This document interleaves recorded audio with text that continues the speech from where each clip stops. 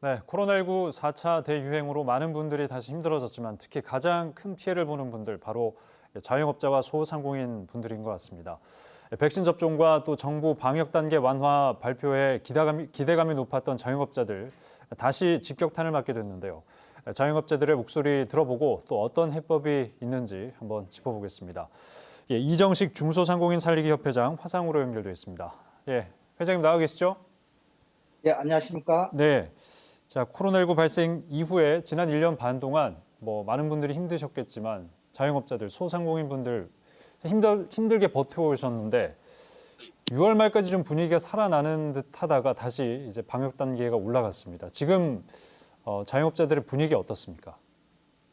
예, 사회적 거리두기 1단계로 돌아가면서 숨통이 들 것으로 잠시 생각했거든요. 예. 그런데 델타 변이 바이러스가 급증하면서 상황이 매우 심각한 수준으로 치닫고 있지 않습니까?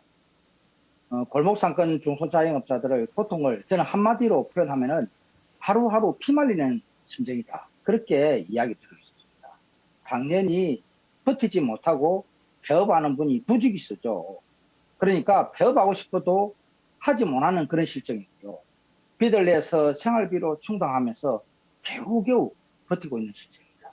이런 네. 장기화된 코로나로 인해서 저는 빚낼 수조차 없는 그런 한계 상황에 내몰린 분이 제 주변에 너무너무 많습니다. 네, 실제로 번화가에 가도 임대 딱지가 붙은 또 업소들도 많이 있고요. 예, 그 어려움이 진짜 실질적으로 느껴지는데 지금 그 정부의 재난지원금을 두고 여야, 정부 서로 입장이 좀 다릅니다. 전 국민에게 예, 지급을 맞습니다. 해야 된다라는 입장이 있는 반면에 우선 이 피해를 본 자영업자들, 소상공인들에게 먼저 지원을 하고 그 다음에 이제 국민 쪽으로 지원을 하자 이런 의견들이 엇갈리고 있는데 상공인들 또 예, 자영업자분들은 예. 어떤 입장이신 겁니까? 예, 그 5차 재난지원금에 대한 논의가 치열하게 지금 진행 중이지 않습니까? 네네. 근데 크게 보면은 전 국민 하위소득 80% 국민에게 보편 지급하는 상생지원금이 있고요.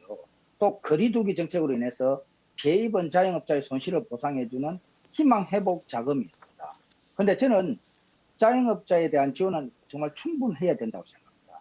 근데 다만 이는 손실보상 정책은 지원 대상 선정과 지원 규모를 정할 때 공평하고 합리적으로 정책을 시행하기가 무척 어렵습니다. 그래서 또 지원금으로 인한 경기 부양 효과도 기대하기도 어렵고요.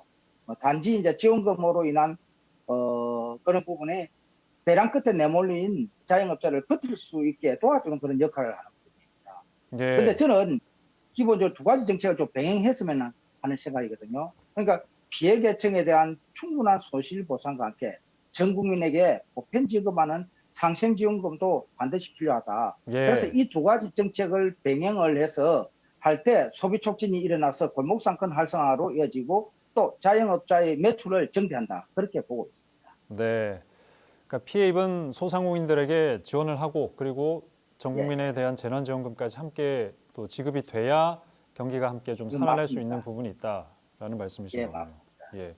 예, 정부에서는 이제 한정된 재원 때문에 좀 어려움을 표시하긴 했습니다만 일단 중소상공인들의 의견은 그렇다는 거 알겠습니다. 예, 예. 맞습니다. 예, 예. 그리고 부산시에서 비상경제대책회의를 매주 목요일마다 개최를 하고 있습니다. 예, 예. 아마 그 부산시에 계시는 자영업자분들을 위한 어떤 정책들 또 대책들이 나오지 않을까 싶은데 최근에 그 커피 산업 육성 방안 이게 논의가 됐다고 들었는데요. 혹시 들으셨습니까? 예, 저는 알고 있습니다. 예. 이게 근데 제가 지역 경제 예, 예. 살리는 데 좀 도움이 된다고 볼 수 있을까요? 커피 산업에 대한 육성이 부산 지역 경제를 살릴 수 있는 동력이 될 수 있을지 그런 판단은 사실 쉽지는 않거든요. 그런데 이제 특히 기존의 커피 소매점을 가인 경쟁 체제로 내몰시에 대한 그런 고민도 있고요. 네. 또 자생적으로 발생하는 그런 산업을 지역 특성화 사업으로 만들면 더 효과가 크다 저는 그렇게 봅니다. 단 커피 산업뿐만 아니라 다른 산업에도 동일하게 적용돼야 되는 기준을 저는 이야기를 드리고 있습니다. 산업 육성 시에 대기업과 역의 지역 기업은 철저히 배제를 해야 된다. 근데 역의 기업은 철저히 배제를 해야 된다 하는 부분인데 그렇게 해야 지역 기업을 성장시키고 골목 상권의 가게를 살리는데 초점이 맞춰진다. 그런 생각이 듭니다. 그렇게 하기 위해서는 부산시가 지역의 중소업체라든지 커피 소매점과의 긴밀한 소통이 전제가 돼야 되겠죠. 그래서 이들을 중심으로 이들과 함께 추진되어야 제대로 된 성과를 저는 낼 수 있다고 봅니다. 또 네. 부산시가 이야기하는 커피 특화 거리 지원도 대기업 가맹점은 배제하고 골목의 특성화와 개성을 찾는 작업이 진행되어야 됩니다. 그리고 또 하나가 반드시 필요한 게 젠트리피케이션에 대한 대책을 꼭 마련해야 된다는 그런 필요성을 가집니다. 네. 특정 예. 산업에 대해서 육성하는 것은 바람직하나 그게 이제 예. 대기업 중심으로 가지 않고 지역 업체들, 지역 가게들이 좀 살 수 있는 방안으로 지원이 좀 더 세부적으로 들어가야 된다는 말씀이신 거죠. 그리고 또 시급한 그런 골목 상권 전통시장을 살리는 게 또 필요하다. 그렇죠. 알겠습니다. 예. 시의회에서 전국 최초로 납품 도매업 주정차 과태료 유예 조례를 통과시켰습니다.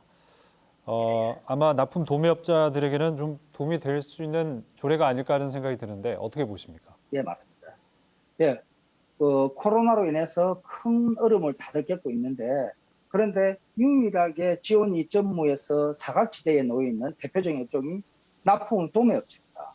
네. 지원도 없지만은 납품업체의 가장 큰 고충 중 하나가 주차 단속 문제 아닙니까, 그죠? 네. 근데 대부분 소매업체는 납품을 위한 주차 공간이 따로 마련되어 있다는 걸, 되어 있지 않다는 걸 시민들은 다 알고 계십니다. 그러다 보니 주차 위반을 할 수밖에 없는 것이 어쩔 수 없는 현실인데도 납품업자들이 주차 단속을 당하고 그 책임을 다 질 수밖에 없는 그런 구조입니다.